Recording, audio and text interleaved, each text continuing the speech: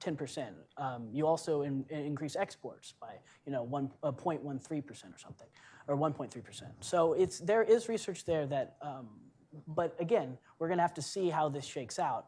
And the only way we can see how this shakes out, at least in my opinion, is to open up more opportunities for this market to take place and take hold, which means an overland lifting of the ban. That makes a lot of sense to me, especially the part about serving as a stimulus to trade. Absolutely. Now, I want to shift a little bit to sort of the international aspect here, because obviously, if you're trying to fly transatlantic, transpacific, cross-continental flights, that requires a lot of coordination in aerospace laws across different countries. So, what does that space look like right now? Has there been coordination in terms of making sure that you can fly supersonic over large parts of the world? Yeah, those are set by ICAO, and like I talked about earlier, they're kind of slow walking any noise or emission standards for supersonic flight. The major sticking point is really between the US and the EU when it comes to this, because the EU is a lot more temperamental about noise. And so while the US wants to create two standards, one for subsonic, one for supersonic, that would be based on the realities that the new technology will need in order to, again, sorry, take off. The EU wants a single set of standards for subsonic planes and supersonic, and that doesn't really make sense when you're looking at the technology. So I just want to make sure, are we agreed that on the policy side, is there any fundamental disagreement here? I know there's disagreements about what the actual market share could look like, but would you mostly agree that we should remove the supersonic land ban and the other things that Alan mentioned? Well, I think there are ways towards that. I think the real issue here is, first of all, in principle, yes. Second of all, I think it needs to be done in tandem. Technology development needs to have clear milestones in terms of technological goals, emissions goals, boom goals. But there's no reason that this can't be done with people developing technology, working in tandem with regulators to come up with standards that. And I think if we were moving towards that, I actually have every confidence that that would happen.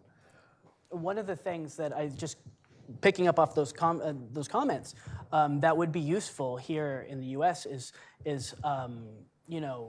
giving the FAA another mission in addition to its safety mission to help advance technologies and test technologies and use technologies to make U.S. Aviation more competitive. And doing that, in addition to its safety mission, would mean that it would have to think about these competitive interests as it rolls out rules for like drones, where it doesn't have to get pushed by Congress to do it. As it rolls out rules for supersonic flight, if the technology is there, it can be monitored and followed up. But right now, the agency does not have this mission at all. Well, one last question before we open up to audience question and answer. When you're thinking 20, 30 years out about what the future of American transportation looks like, in particular aerospace transportation, is supersonic the main technology? Are there any other technologies that we're missing out on? Or does it just continue to be subsonic flights that become more and more luxurious with better and better connectivity? One of the things that's really cool, and this is completely off topic, but is like how we're getting closer to being able to create like electronic puddle jumpers. Like the little tiny flights that you can get from one place to another place very efficiently with electricity. And I think that maybe will come up as later on in the day. But by generating efficiencies in like one side, you can hopefully overall across supersonic, across subsonic, and these little things, like you can generate efficiencies across the entire aviation spectrum. It could be that we see a bifurcated world where we get on the lower cost side slower because electrical powered or hybrid planes technically are slower 9 times out of 10 versus a more elite group that travels fast. It sounds a little dystopian, but it might be the way things evolve. I'm intrigued by the idea of just skipping a generation, being done with the supersonic stuff and going to hypersonic. That has its appeal too. And we've been talking about that since the Reagan days, the Orient Express, New York to Tokyo in 5 seconds or whatever. There's a lot of very big obstacles technologically. Creating a ramjet and a scramjet or a scramjet. I mean, it's really tough to create. And this isn't a question of adapting technology from the military world, transferring it over to the civil world. This is coming up with a new way, as they joke, of lighting a match in a hurricane and hoping it doesn't go out. But if we get there, oh boy, that'd be great. I think we all want that. And single stage to orbit, the space plane that we've had around as a concept for many decades, I'm kind of intrigued by that because at the end of the day, it'd be such a quantum leap in terms of connectivity that it might be easier to charge that premium rather than living in a world where we know it's going to be more expensive and we know there'll be some regulatory issues, rightly or wrongly, and we know that the commercial world is coming up with really delightful ways of occupying our time well in the air at a slightly slower speed. So I'm kind of intrigued by the skip a generation thing. Yeah, baby steps, I think. Yeah. Maybe that. Well, we're ready to open up for question and answer. I think there should be a microphone coming.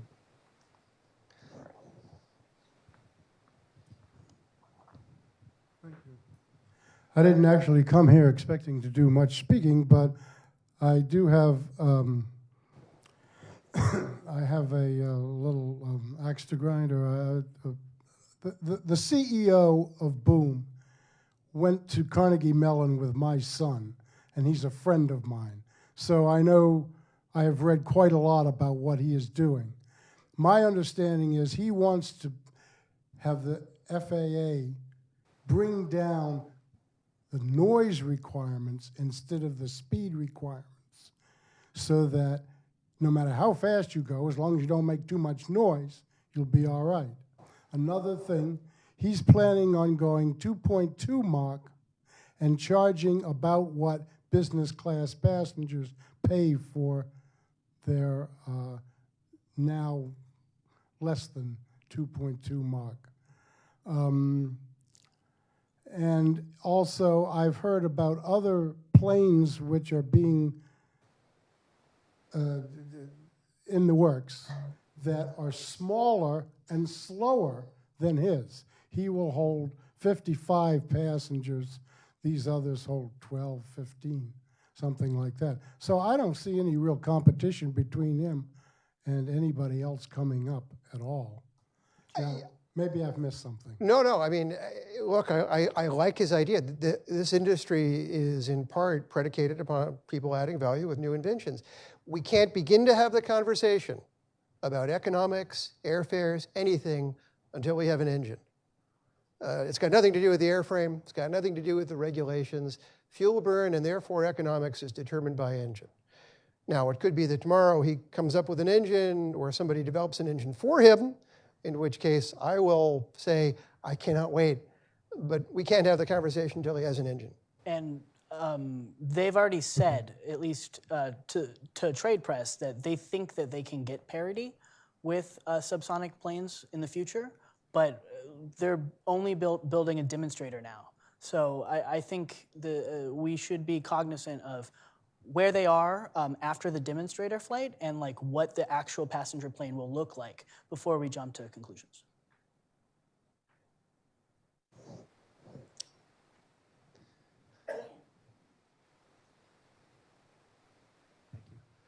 You mentioned some of the fundamentals is about the engine itself, and it's great to see that the engine is getting more efficient, yet it's still operating on a hydrocarbon fuel. What's the technology around the fuel itself as far as changes around that goes, and what kind of evolution are we looking at for both that? And of course, then you're looking at infrastructure, then you'd have to change the engines themselves once you change the fuels, and so on. Do you want me to, or do you want to? If you'd like. Like I said earlier, for aviation, the fuel necessary will have to be very energy dense, which requires fossil fuels until we create some sort of alternative energy that is as strong, which is why the only electric planes that we're seeing today are very small, very slow planes. So just jumping out, like into the future, what we're going to be doing with supersonic flight is making the frame more efficient and making the engine more efficient, which it'll probably still run on fossil fuels for the foreseeable future. But like variable cycle wings, where this is far out in the future, but like where the airplane is able to change its shape, the shape of its wings to make it more efficient depending on how fast it's going, or the engine, which is able to again change based on how fast it's going to make it more efficient. But we're looking at that kind of margin, right? We're not really looking at changing the fuel as of yet until someone invents a brand new fuel. Do you have anything to add? I strongly, strongly agree. I love the question. I just regret to say that we're probably the last part of the economy that uses decaying dinosaurs. But there are a lot of baby steps on the way there. Hybrid propulsion, the idea of having a central turbine driving independent propellers or fans or whatever else. A lot of promise there. But in terms of going fast, yeah, energy density argues, I'm afraid, that for the foreseeable future, we just need hydrocarbons.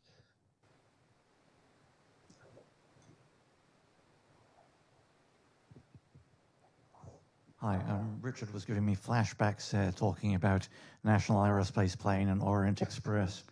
I had a couple of observations. One is I think that the fuel efficiency of the engine has been one thing contributing to lower costs in the airline industry, but it's also packing people in tighter than ever before. The seats on a 787 today are narrower than they were on a 707 60 years ago. They're much better at selling at high load factors. They don't give away baggage for free. They don't give away anything for free, and have cut a lot of indirect costs. And I think that's probably changed the market more than anything else. So it does come back to the question of is it all comes back to value of speed, and with reference to the comment about connectivity. Okay, you're not out of touch, so saving speed is less valuable. I think it also comes down to the sort of quantum jumps it makes possible if you go faster in terms of schedule. For example, just traveling transcontinental eastbound, today you've got a choice between spending the entire day in travel, or you can spend the night in travel. Neither of those is optimum. If you actually had a supersonic transcontinental, then, in theory, you could leave Los Angeles late afternoon and get to the East Coast, late in the evening, but not after midnight. And that's a complicated issue, and we had tremendous fun debating that when we were bringing Concorde into service. But I think it's worth looking at, because I think that is actually one of the major changes it makes possible to air travel. Yeah, Bill Sweeten, everybody, has written an awful lot of great books on the subject of everything from space planes to supersonic travel to most of all stealth airplanes. So thanks for your question, Bill. First of all, on the issue of critical mass, I can't emphasize this enough. And it gets back to the elasticity of demand you typically see in the airline business. Since we had internet pricing, you've had this ugly phenomenon, the arrival of ultra low-cost carriers. And everyone gets on the web to book a ticket to somewhere, and they complain about their increasingly smaller, as you cram them in, seat pitches going down to, I think, about just enough to get my knees. And they just book on the lowest fare, regardless. And it's amazing how many people who are upper middle class or even wealthy who still go for the lowest fare. We are addicted to cheap in this business, and it's on the